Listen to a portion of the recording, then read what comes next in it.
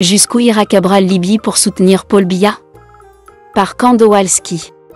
Le 21 janvier 2025, la décision du Conseil constitutionnel déclarant son incompétence à contraindre Elecam à publier la liste électorale nationale a fait grand bruit.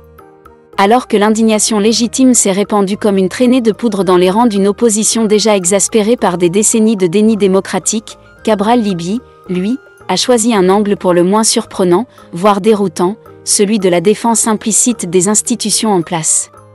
Mais avant d'y arriver, nous vous invitons à mettre une pause à cette vidéo, à cliquer sur le pouce bleu, vous abonner et activer la cloche de notification pour ne rien rater de nos prochaines vidéos.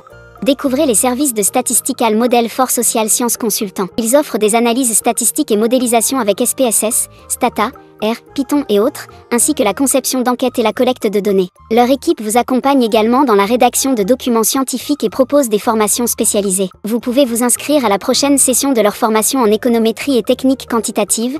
Contactez-les aux adresses affichées ou cliquez sur le lien en description. Ne manquez pas cette opportunité. Cet homme, qui se targue d'incarner une nouvelle génération de leaders politiques, a pris le contre-pied de la contestation citoyenne en affirmant que la loi ne permet pas de saisir le Conseil électoral pour exiger d'Elecam qu'elle respecte son obligation de transparence. Une sortie qui, loin d'être anodine, trahit une proximité idéologique préoccupante avec le régime de Paul Biya. Cabral Libye s'illustre ici par une lecture à la fois étroite et intéressée du code électoral. Selon lui, l'article 81 restreint les possibilités de saisine du Conseil électoral au seul cas d'erreur, d'omission ou de doubles inscriptions, excluant de facto toute requête concernant la publication nationale des listes électorales. Une interprétation discutable, sinon fallacieuse, qui reflète davantage une volonté de protéger Elecam que de garantir les droits des citoyens. En affirmant que cette demande sort du cadre légal, Cabral Libye offre sur un plateau d'argent une légitimité juridique au manquement d'une institution dont l'histoire est jalonnée de manipulations au service du RDPC. Mais que cherche réellement Cabral Libye? Cette question, qui taraude l'esprit de plus d'un Camerounais, mérite une réflexion attentive. Car derrière l'apparente neutralité de ses propos se cache un homme qui s'inscrit dans une logique de défense systématique des piliers d'un régime dont il prétend pourtant vouloir accélérer la chute. Paul Biya, fin stratège de la cooptation politique, a toujours su s'entourer d'acteurs qui, par leur posture ambivalente, neutralisent toute dynamique de rupture. Cabral Libye, par ses prises de position, a trouvé sa place dans cette mécanique perverse. En refusant de condamner fermement les manquements d'Elecam et en reportant la responsabilité sur les citoyens, il envoie un message clair. Pour lui, le problème ce n'est pas le système, mais les Camerounais eux-mêmes. Cette rhétorique, empreinte d'un moralisme simpliste, détourne l'attention des véritables enjeux structurels pour focaliser le débat sur des considérations individuelles. Pourtant, les faits sont indéniables. L'opacité d'Elecam n'est pas une anomalie isolée, mais le produit d'un système institutionnel conçu pour étouffer toute velléité de changement. En détournant le regard de cette vérité, Cabral Libye se dévoile comme un allié objectif du régime.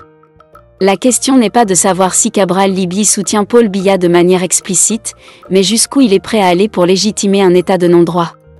Sa sortie sur la liste électorale nationale est un signal inquiétant, mais ce n'est pas une première. À maintes reprises, l'homme a montré qu'il préfère jouer les pédagogues citoyens plutôt que de dénoncer frontalement les dérives du pouvoir. Un choix stratégique, diront certains, pour préserver ses chances dans un système verrouillé. Mais à force de composer avec l'ordre établi, ne finit-on pas par s'y fondre? Le paradoxe Cabral Libye est fascinant autant qu'alarmant. D'un côté, il se positionne comme un homme de rupture, dénonçant les abus et appelant à l'engagement citoyen. De l'autre, il s'érige en défenseur des institutions mêmes qu'il accuse de freiner l'alternance. Cette duplicité ne peut être le fruit du hasard. Elle répond à une logique politique où l'ambition personnelle prend le pas sur l'intérêt collectif. Car dans un Cameroun où l'opposition véritable est systématiquement muselée, jouer le jeu du régime peut offrir des dividendes non négligeables, en termes de visibilité comme d'opportunités politiques. Les Camerounais doivent s'interroger, que ferait Cabral Libye s'il était président?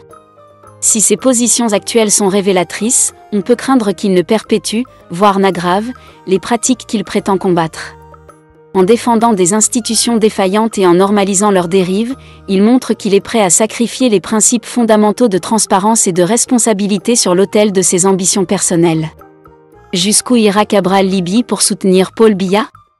La réponse importe moins que la leçon à tirer. Dans un État où les institutions sont instrumentalisées, les véritables opposants sont ceux qui dénoncent sans concession. Cabral Libye, par ses discours ambigus et ses silences complices, s'est disqualifié comme acteur crédible du changement. Le peuple camerounais, lui, ne saurait se permettre le luxe d'un tel aveuglement. Kandowalski.